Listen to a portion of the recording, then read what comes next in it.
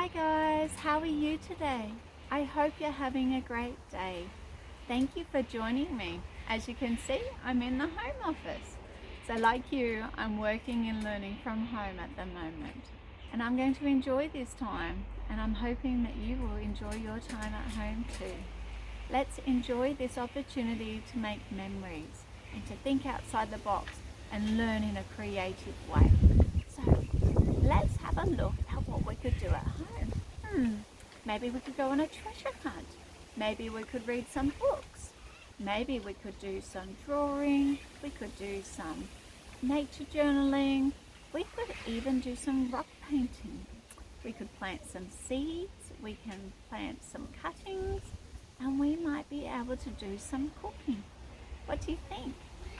Well, let's go and have a look around my garden and see what's similar and what's different to your garden at home and from the school gardens. Maybe we could write a list of plants that we would like for next season. Because while we're in winter at the moment and the skies are grey, the sun is still there and the sky is still blue. And the next season, the sun will shine. So I thought we could go for a little bit of a wander down the garden path to learn, grow and blossom. Let's go have a look. Okay, well, this is one of the small gardens. As you can see, we do have some nasturtiums from last year. They've taken over the pat. The soil was quite good. We saw some worms here the other day. It's a little bit dry. It hasn't rained too bad. Can you see this plant here? This is a cutting. Sometimes when I'm pruning, I just pop in whatever it is that I'm pruning. So the salvias, this one is the pineapple sage, and we're going to make that a new plant. The lavender unfortunately didn't survive. Sometimes the cuttings work, sometimes they didn't. Here we got the tomatoes have finished. Got lots of nasturtiums in there. We've got the purple salvia there. Plant that one for the bees. The lavender needs a bit of a prune. We have here some perennial basil. Now I grow this one for the bees. I don't particularly like the flavour of this one, but the bees do. And that is really important to have some bee pollinating plants so that we can have a wonderful biodiverse garden and we can make a habitat for the creatures so they feel welcome here. Now on a sunny day, this garden is absolutely buzzing with bees. But at the moment, they might be hiding or it's a little bit too cold. They don't like coming out when it's not 20 degrees. So we've got some pineapple sage here that I've done some prunings. This is where I pruned it not long ago. Popped it in the garden. And we've got some basil, perennial basil. In this garden, we've got some sorrel. We've got some mint and some chives in there. We've even got some carrots that don't look like they're doing very well though at the moment. I think I need to give this garden a little bit of love and care. A little bit sad under there. Over here we have got some catmint, hopefully. And we have got some snapdragons. Now, I thought we might be able to plant. They're a little bit of a rescue. So for 50 cents, I hope they survive. Got the echinacea there. That one has finished flowering now. So we're just going to move that one on. Do need to pull a little bit of weeds. Let's check the soil, shall we? We hope that it's not too bad. Oh, look at that. It looks nice and rich and it smells quite lovely and earthy. So that's perfect for planting. I might give it a little bit more compost and we might put some mulch down and do some planting in there. So these are my wicking beds. So they are self-watering. So it means that I don't have to water them all summer long.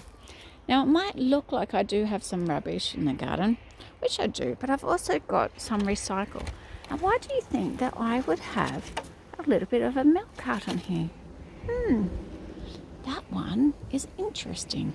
Instead of putting it in the bin, I use the milk carton as a little greenhouse. So that way my little seedlings keep nice and warm. So here, I wonder what this is. Let's have a look and see if we find any treasures today. Oh Oh my goodness me, there's 4 eggs. This is my chicken coop, you're right. No eggs in there. If there's eggs, there must be chickens. Which came first, the chicken or the egg? That is the question. Now this crazy vine, we have 2 vines here. We have a passion fruit and a choco. Do you know what a choco is? There we go, there's the passion fruit and there's the choco. Choco is fantastic. The leaves have been bitten by the frost, but they're great mulch.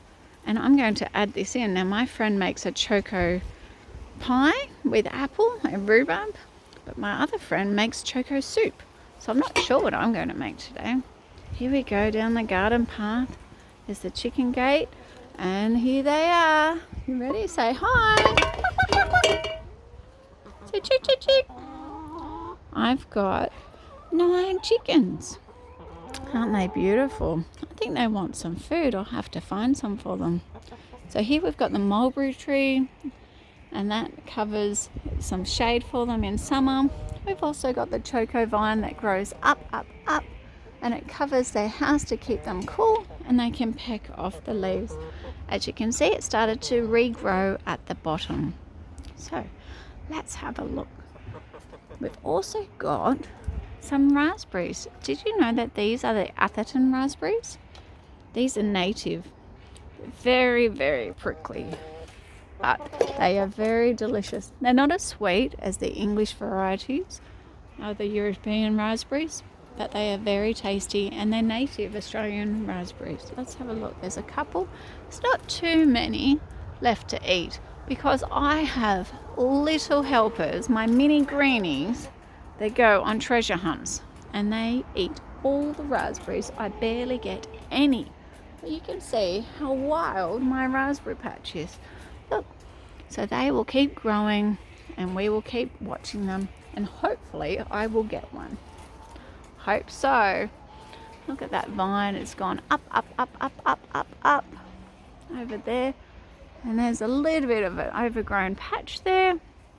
I have to give that a prune, but the bees are loving the salvia.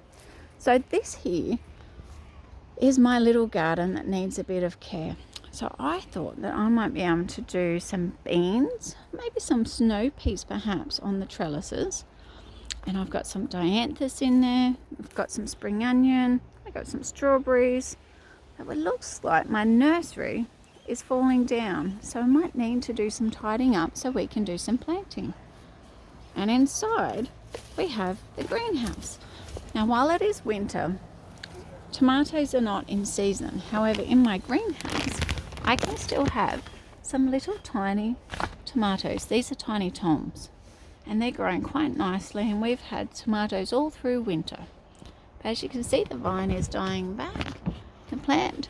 So it'll be time now to start putting my seedlings up the top here, and then we will be able to plant for the new season. So thank you for joining me today, and I hope you've enjoyed seeing my garden, and I hope you join me for some creativities. I hope you have a great day. See you later.